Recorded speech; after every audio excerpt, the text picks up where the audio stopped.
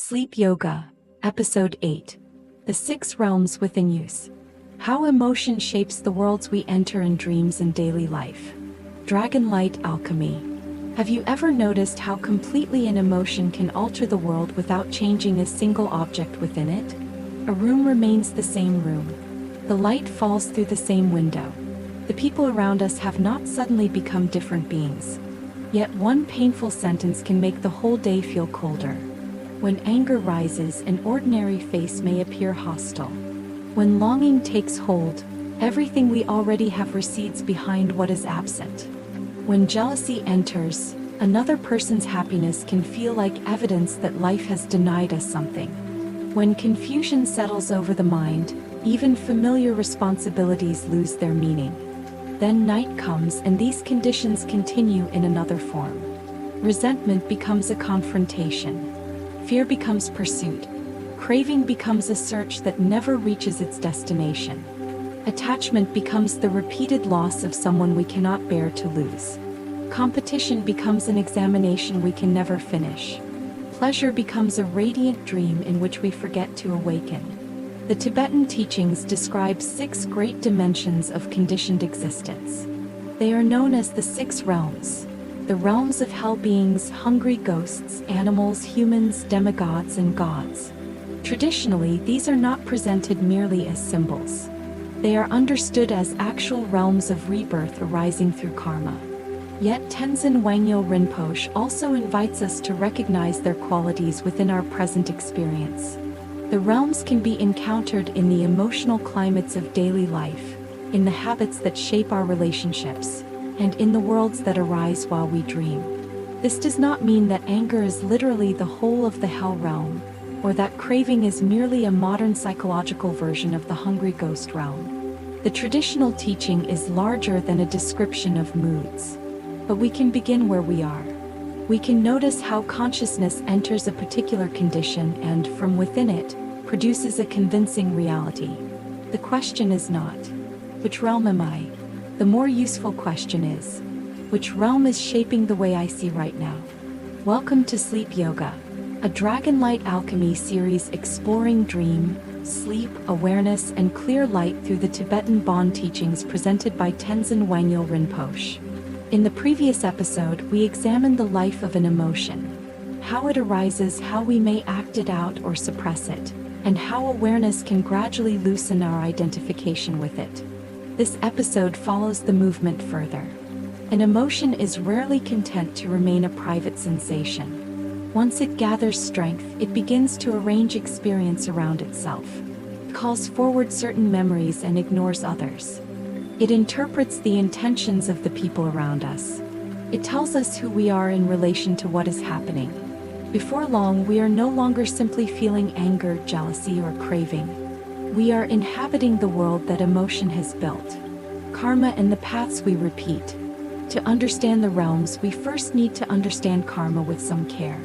Karma is often imagined as a cosmic system of reward and punishment. Good actions bring rewards. Bad actions bring suffering. In these teachings, karma is closer to the momentum of action.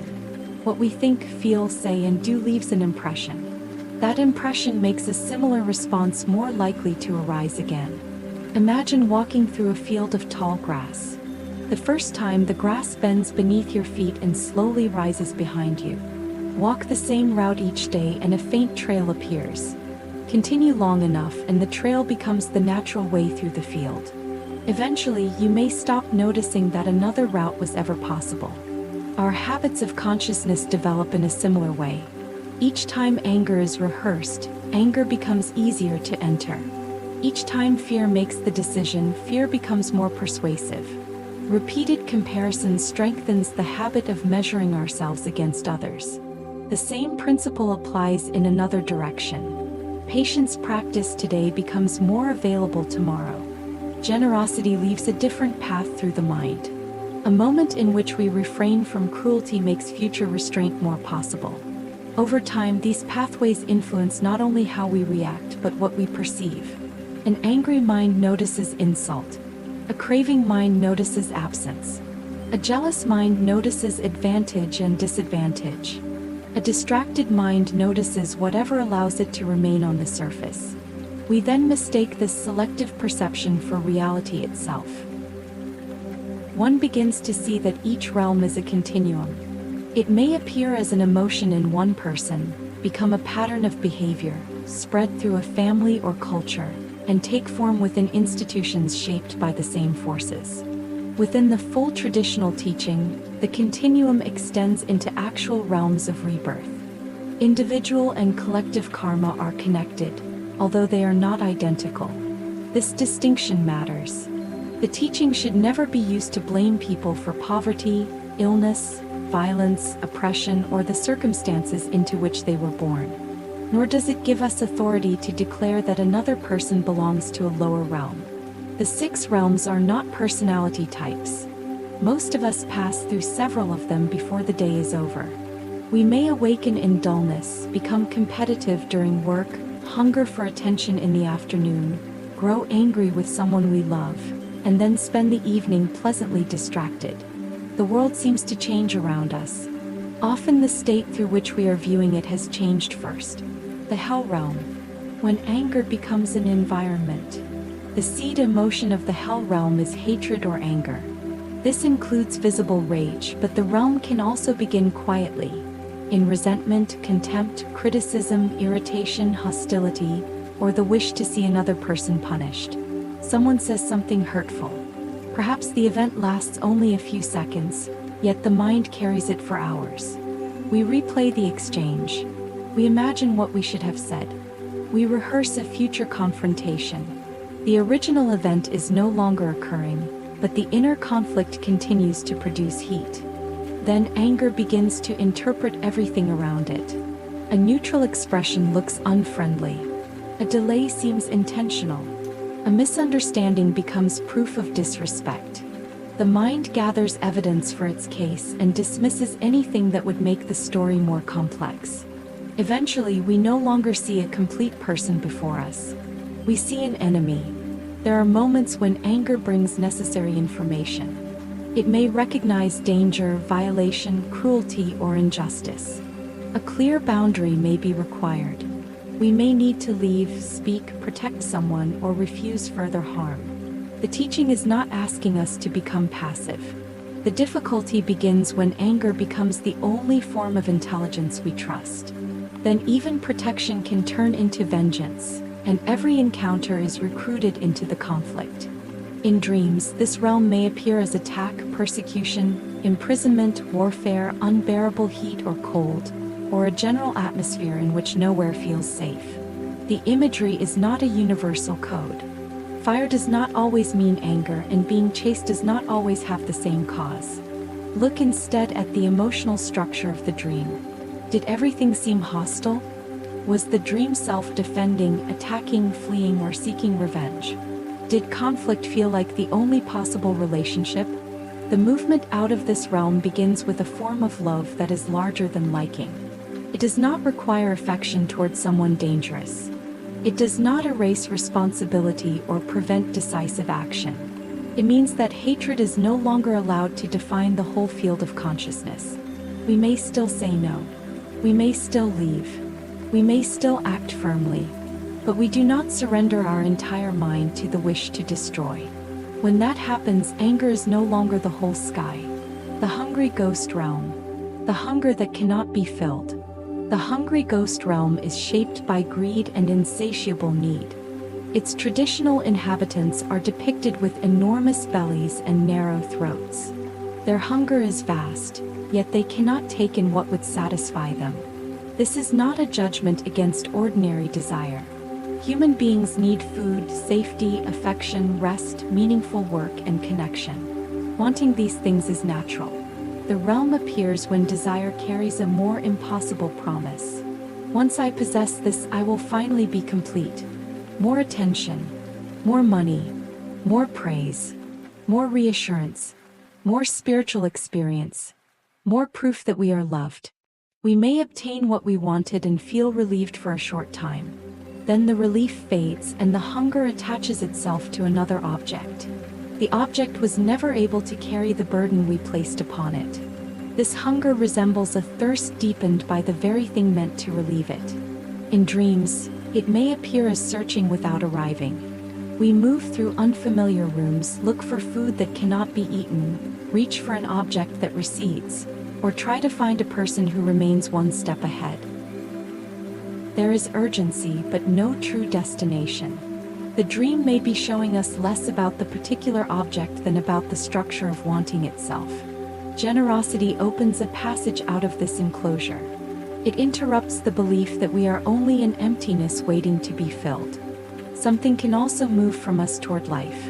Generosity may take the form of food, time, money, attention, knowledge, truth, or patience. Sometimes it is the generosity of listening without immediately making the conversation about ourselves. It should not become self-erasure. Giving until we are exhausted is not liberation from hunger. It may be another attempt to secure love or worth. True generosity contains both openness and discernment. For a moment, the question changes. Instead of asking, "What must I receive so that I can be whole?" we begin to ask, "What is already present and how might it be shared?" The animal realm. The fog of unawareness. The animal realm is associated with ignorance. Here, ignorance does not mean a lack of education, and the teaching should not be used to diminish the intelligence or sacredness of animals. It refers to a condition of dullness, confusion, and limited awareness. A life moved by habit without a clear understanding of what the habits are serving. We can be very active while inhabiting this realm. The calendar is full. Work is completed. Messages are answered. Meals are prepared. The machinery of life continues to function. Yet something essential has gone dim. We know how to complete the routine, but we no longer know what the routine is for. A person may drive home and remember almost nothing about the journey. We may eat without tasting, listen without hearing, or move from one task to another while remaining absent from all of them. Habit has not merely become useful. It has replaced presence. Dreams carrying this quality may involve wandering through darkness, becoming trapped in a room without an exit, losing one's direction, walking through mud, or trying repeatedly to complete a task whose meaning is unclear. The dream self is moving, yet it cannot see the larger pattern. Wisdom begins by interrupting the automatic movement. Not necessarily with a grand revelation, but with an honest pause. What am I doing?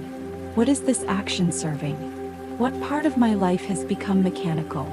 What do I already know but continue to avoid? Sometimes we remain busy because stillness might reveal our exhaustion, loneliness, fear, or lack of direction. The first glimpse of clarity may not provide a complete map. It may show only the next truthful step. That is enough. A path begins to appear when we stop pretending that wandering and freedom are the same thing. The human realm. Love, attachment, and the opportunity to awaken. The characteristic emotion of the human realm is jealousy, closely connected with attachment. We look outside ourselves for the source of happiness and then try to keep it from changing. We attach to a person, relationship, identity, possession, role, belief, or future. Once it is acquired, another struggle begins. The fear that it will be taken away. Jealousy often grows inside this fear. Another person's happiness may seem to reveal our lack. Their success becomes painful because it appears to reduce our own possibility. Someone we love gives attention elsewhere, and attachment translates movement into abandonment. Jealousy is not always dramatic. It may hide beneath gossip, withdrawal, coldness, or the sudden inability to rejoice in another person's good fortune.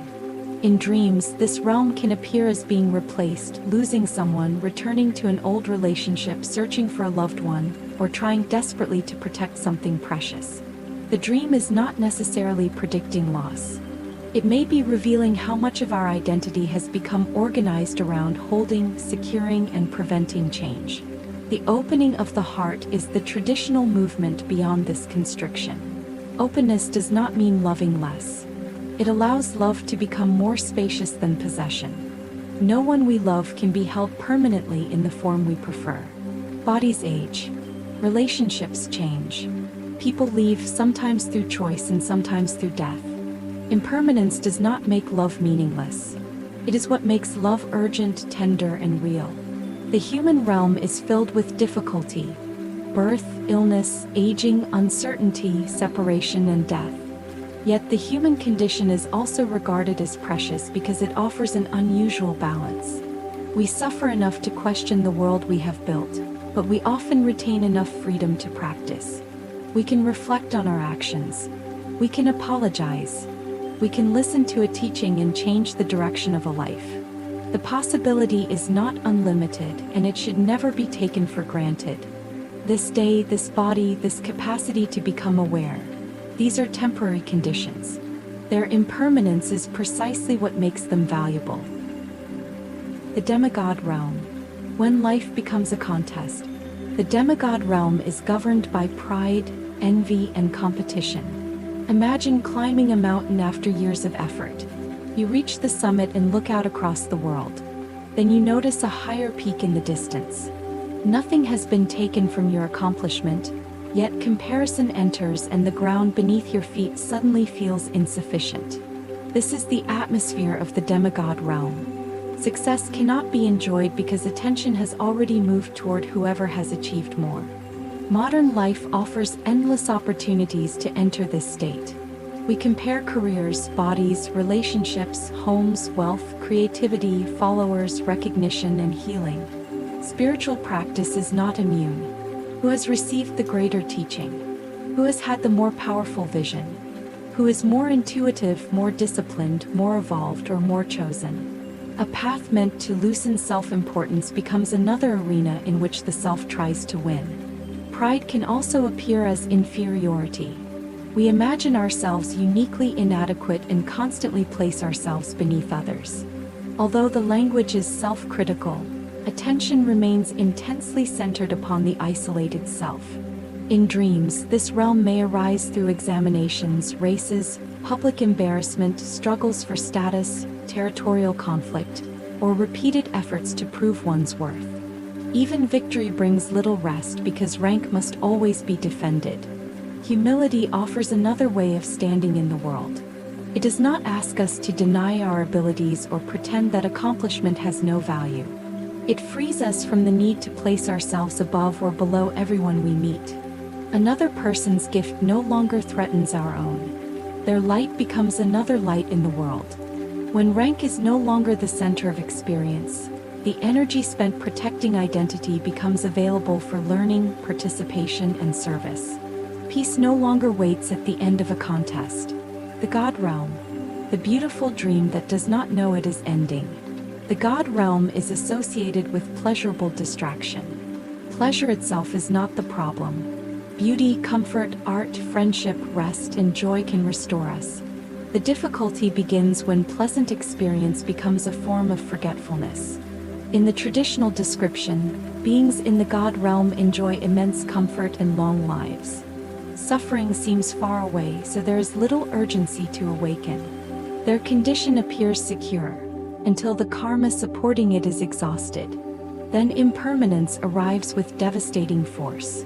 We touch this realm whenever comfort prevents us from looking more deeply.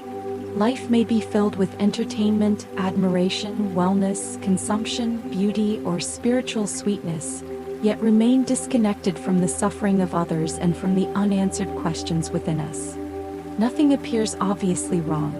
That is why the condition can continue for so long. Dreams influenced by this realm may be radiant, sensual, luxurious, or blissful. We may fly, inhabit a palace, walk through a luminous landscape, or experience every wish being fulfilled. Such dreams can be beautiful without being dreams of clarity. Pleasure is not the same as awareness. A dream remains conditioned when the dreamer is completely absorbed and does not recognize its nature. The invitation is not to reject happiness. It is to remain awake within it. Can we enjoy what is present without imagining that it will remain? Can beauty deepen gratitude rather than possession? Can our pleasure remain connected to compassion? Compassion opens the sealed world of private satisfaction. It allows joy to become spacious enough to include reality. We do not have to destroy the beautiful dream. We need only remember that it is passing. How the realms enter our dreams. The 6 realms appear separate when described one at a time. In actual experience, they continually overlap. Craving becomes anger when it is frustrated. Pride may conceal jealousy. Confusion seeks refuge in distraction. Attachment becomes hellish when loss is interpreted as betrayal. A single dream may move through several dimensions before we awaken. The book explains this continuity through karma, mind, prana, and the energetic centers of the body. As we fall asleep, ordinary sensory awareness withdraws. The unresolved impressions of waking life do not simply vanish. Activated karmic traces carry their own momentum, and consciousness illuminates them in the form of images, sensations, identities, and stories. We might think of sleep as a darkened room in which the impressions of the day become visible in another medium. The quarrel we dismissed may return as pursuit. An unacknowledged hunger may become a long journey through empty houses. Comparison may place us before an impossible examination. Comparison may place us before an impossible examination. The dream is not necessarily a coded message with one correct interpretation. It is an experience arising through conditions. This gives us a more useful way of keeping a dream journal.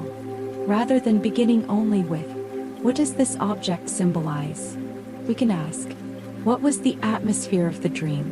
Was it governed by hostility, hunger, confusion, attachment, competition, or pleasurable absorption?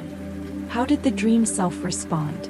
What seemed unquestionably real while the dream was happening?" If lucidity appears, even briefly, we may introduce another possibility. Within conflict, we can refrain from adding hatred. Within endless searching, we can stop. Within confusion, we can become still. Within attachment, we can loosen the grip. Within competition, we can leave the contest. Within pleasure, we can remember impermanence.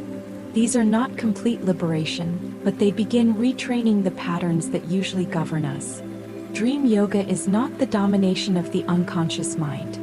It is the cultivation of enough awareness that another response becomes possible.